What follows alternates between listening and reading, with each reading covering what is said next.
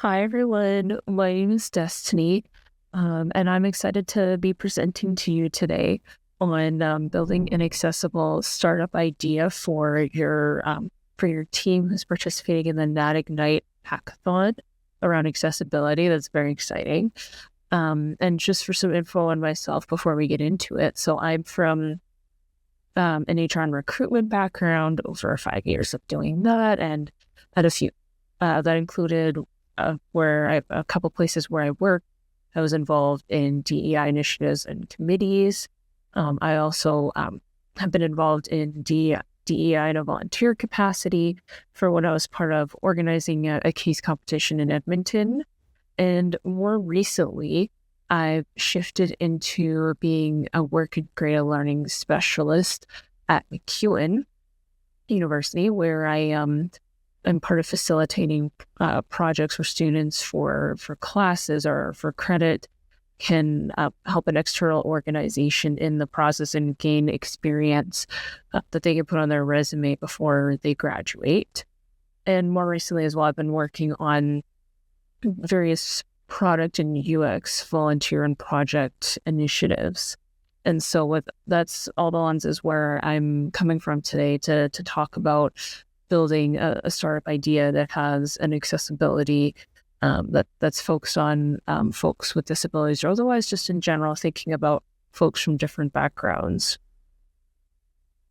And so in case you weren't aware, this is a very big opportunity to build an MVP for folks with disabilities. There's 1.3 billion people in the world living with a disability right now, which is about 16% of the global population. That's almost 1 in 5, which is pretty significant. And and then there's some different numbers on this from reports, but the average is that the assistive technology market will be worth about $56 billion by 2035, which is pretty huge. And then unfortunately, it's creating the thing about how 95.9% of top websites fail basic accessibility tests. Quite the stark contrast with the number of people living in the world with a disability. And so let's think about what is accessibility. So that's generally designing products, services, and environments so that people with disabilities can perceive, understand, navigate, and interact with them alongside everyone else. And one definition to have in mind as well is, so there's, when looking at Canadian government websites about disabilities, they cite the World Health Organization's definition for disability, where they define disability as an umbrella term covering impairments, activity limitations, and participation restrictions, which include this spectrum of, as you can see, there's examples of permanent disabilities, temporary, and situational, where it's very temporary, your limitation in participating in some sort of activity. And then the next thing to think about to try to help folks of various disability experiences be able to still experience things in the day-to-day without limits. We have these 7 principles of universal design that can be applied in product development, and including in what you're going to be working on in the competition. And you can find out more information about these 7 principles in the website called for the organization called the Center for Excellence in Universal Design. But yeah, so let's run through. So firstly, the first principle of universal design is equitable use. So products should be useful to people with and marketable to people with diverse abilities. So that means they would provide the same means for use of all users, and would avoid segregating or stigmatizing any users. And then when it comes to the second principle, flexibility in use, that means that the design of a product accommodates a range of individual preferences and abilities. So then this provides choicing methods of use, and can accommodate things like right or left-handed access and use, for example, and otherwise provide adaptability to the user's pace. The third principle is being simple and intuitive, so easy to understand regardless of a user's experience, knowledge, language skills, or concentration. And so then this includes eliminating unnecessary complexity and arranging information consistently with its importance. And then when it comes to perceptible information, this means that a product's design is communicating necessary information effectively to a user regardless of any ambient conditions or user sensory abilities, which is including maximizing the legibility of essential information, using different modes for redundant presentation of essential information such as pictorial, verbal, and tactile, and providing adequate contrast between essential information and its surroundings. And then when it comes to the fifth principle of tolerance for error, that means that a product's design minimizes hazards and the adverse consequences of accidental or unintended actions. So that's thinking about providing warnings of hazards and errors and discouraging unconscious action in tasks that require vigilance. Then we have low physical effort, which means that a design can be used efficiently and comfortably and with a minimum of fatigue. So that would allow a user to maintain a neutral body position and minimize sustained physical effort, which ties into safety as well. And then lastly, we have the principle of size and space. So that means that that an appropriate size and space is provided for the approach, reach, manipulation, and use of a product regardless of a user's body size, posture, or mobility. And so that's thinking about providing a clear line of sight to important elements for seated or standing users, making sure that all components for a product are within reach of a seating or standing user, and providing adequate space for the use of assistive devices or personal assistant. And so hopefully that's getting this is a lot of info to download right now, but hopefully that's getting your brain jogging on different things to think about for the accessibility problem that you might have selected already by the time you're watching this. And then another principle to think about ultimately is when focusing on these 7 principles of universal design, you end up practicing work along the lines of the curb cut effect, which is ultimately where designs for disability become innovations that benefit any kind of user. And so this started, and this term came about because of building wheelchairs for users in the 1940s. Building curb cuts for wheelchair users in the 1940s, where that would make it easier for wheelchair users to go from the road onto the sidewalk when crossing the street. But of course, this has become great for parents with strollers, people with luggage, delivery workers, and cyclists. And of course, even just when you're walking, like that's a nicer natural transition from the road to the elevated level of the sidewalk, right? And then let's think about things like more modern examples like closed caption. So this was created for deaf and hard of hearing viewers, but now it's used by 80% of users who have no hearing loss, right?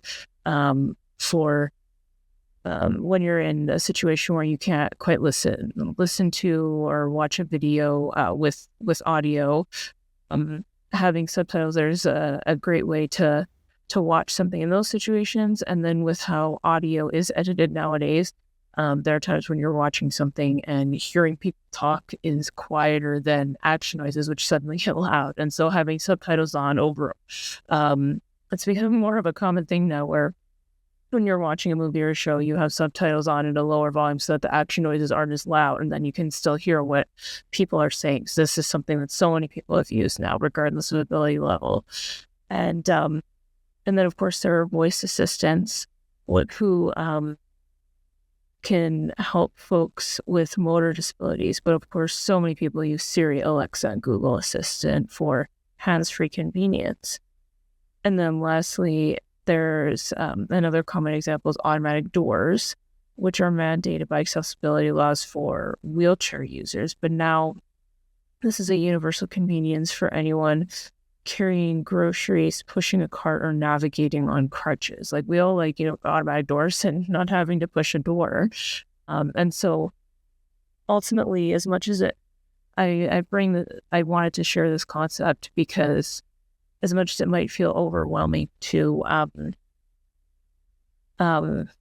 think about all these different principles in universal design, and it might feel restrictive at first to have these things in mind, at the end of the day, from seeing how thinking about these principles really benefits everyone in the end, then you don't need to, then as when you're thinking about specific users with accessibility needs, like there's also thinking about how this will expand a greater user experience for everyone, and how an updated version of a product can be more widely used. So there's so many benefit to thinking about these principles of universal design. And these are some examples to think about of startups who are leading the way in this area. And maybe these examples are helpful with the type of product you'll be working on in this competition. But yeah, there's these 6 examples here. Be My Eyes is an AI-powered visual assistant connecting blind users with volunteers and AI for instant help. We have Ava for deaf and hard of hearing users, or Cam helps the visually impaired. Glidance also helps folks who are visually impaired or with vision loss, and as well as Era. And then Voice It is for people with disabilities related to speaking or otherwise non-standard speech patterns. And I definitely recommend looking up these companies as examples of things to think about with the product you're going to be working on. But there's definitely organizations out there who are focusing on folks with different disabilities, and so this isn't groundbreaking, and you can certainly end up focusing on something awesome that would be helpful to a lot of people. And now to get into more nitty-gritty things to think about as you're working on building a product for folks with disabilities. One, if you're looking at a digital product and a website, it's important to think about understanding the web content accessibility guidelines to make digital content accessible. And WCAG revolves around success criteria within 4 principles: being perceivable, operable, understandable, and robust. So content must be presentable in a way that users can perceive through at least one sense. Users must be able to operate the interface. Content and UI operation must be understandable. And content must work reliably across browsers and assistive technologies. And so we want to be meeting at least the AA standard, which is 54 criteria of the 86. And of course, you can understand the 86 better by looking up the WCAG website. Some examples of what's mentioned in there include automating accessibility testing in your browser, screen reader testing, keyboard navigation, and using proper headings and labels, high contrast colors, alt text on images, and AI-powered captions. And of course, the inclusions of some of these things might vary depending on the product you're working on. But all of these standards are important to consider and comply with. But now, ultimately, what you'll be working through in this competition, building a product to help folks with some sort of disability, is the product development cycle. And within this tight time frame, you'll likely be working through one iteration of it. But generally, when you have longer time frames to work with, you can work through multiple iterations to land on a product that really resonates with the targeted users, and maybe even some non-targeted users as well, if it can work great for them too. But yeah, so I have an outline of the product development cycle here with some design thinking content and points to think about. So firstly, when it comes to building a product, you want to empathize with users, like thinking about problems that that people face, and you have a more targeted challenge and area of problems here to think about. And you'll want to really empathize and like put yourself in people's shoes to think about what experiences they have in their day-to-day and the real friction points that they face. And then you'll be getting into defining the defining stage, where you're from starting to understand the problem that certain users face. You can write more of a statement of the problem that you're going to move forward with on trying to solve. And it should be centered on the user, not the technology you're going to be working on. And you don't necessarily, and this can be hard, but when working through the product development cycle, you don't want to start with having a type of product in mind to solve a problem. You really want to think about user needs, and then from defining what their problem is and then working through brainstorming, then seeing which, then there's a variety of options to test, and like the solution in the end that could work best for users could be different than what you were initially thinking about. So it's important to not let an initial product idea like dictate what you're working through in this cycle. It's important to be centered on the user throughout all the stages and what's going to meet their needs best. And so from defining the problem, as I mentioned, there's brainstorming ideas of what can work. And of course, since you're in a tighter time frame, there's more restrictions on what you can build and test. But of course, outside of these sort of restrictions, there could be time and resources to explore different types of ideas and really see what.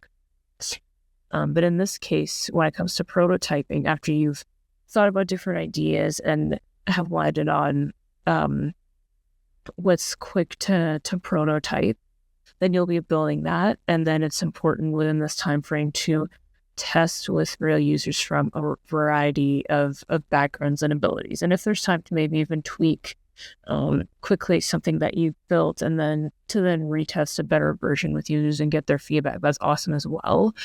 But ultimately, having a prototype that you've gotten some feedback on is ideal to really test your concept and maybe see how you can move forward from there if you were to continue with it past the competition.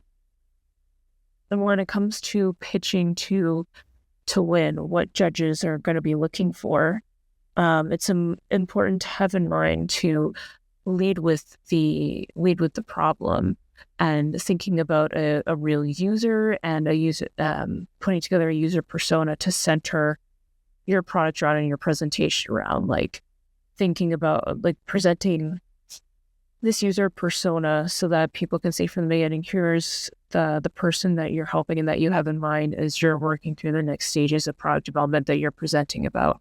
And that thread needs to be woven throughout. And to really show the impact of what you've worked on, having a demo of something you've built is definitely much better than going through a bunch of slides talking about the different theories of what you haven't built yet. Having something that's built and tested is much more important. And then, of course, from feedback you've gathered from users and testing and different research you've done, quantifying the impact that this product will have and has had on your users is essential. And then lastly, it's important to show that you've spoken with real users and that you've involved the community in some way in your testing. And so now I've just shared a whole lot of information with you. It can be quite a bit to process, and with the other workshop content you're working through as well. But ultimately, I hope that you feel like you have more tools and knowledge in your belt to go build something that matters. And that likely won't just matter to the folks of a certain disability that you'll be working on a product for, but likely people beyond that as well, people without disabilities who can have a better experience with whatever the product is. And it's awesome even that you're here today to participate in this challenge, not just for your learning, but because this shows that your students, your people who refuse to accept that good enough for most is good enough for all. And it'll be exciting to see what you put together for this competition. But yeah, thank you so much for listening, and good luck with what you're going to build over the course of the hackathon.